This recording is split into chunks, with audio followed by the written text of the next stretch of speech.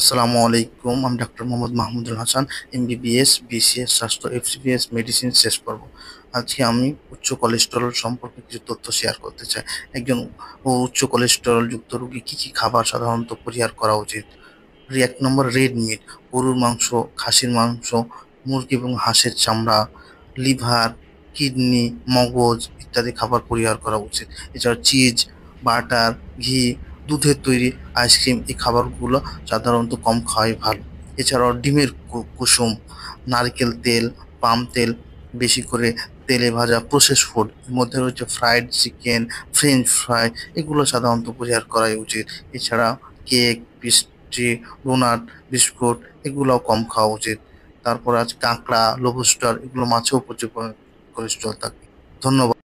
আসসালামু আলাইকুম। আমি doctor Mohammad Mahmudul Hasan, MBBS, BCS স্বাস্থ্য, এফসিপিএস মেডিসিন শেষ পর্ব। আজকে আমি উচ্চ কোলেস্টেরল সম্পর্কে কিছু তথ্য শেয়ার করতে চাই। একজন উচ্চ কোলেস্টেরল যুক্ত রোগী কি কি খাবার সাধারণত পরিহার করা উচিত?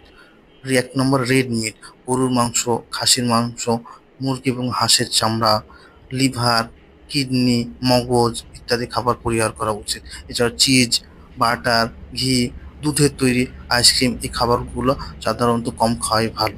এছাড়াও ডিমের কুসুম, নারকেল তেল, পাম তেল, বেশি করে তেলে ভাজা প্রসেস ফুড এর মধ্যে রয়েছে ফ্রাইড চিকেন, ফ্রেঞ্চ ফ্রাই, এগুলো সাধারণত পরিহার করাই উচিত। এছাড়া কেক, পেস্ট্রি, ডোনাট, বিস্কুট এগুলোও কম খাওয়া উচিত। তারপর আছে কাঁকড়া, লবস্টার, এগুলো মাছেও প্রচুর পরিমাণে কোলেস্টেরল থাকে। ধন্যবাদ।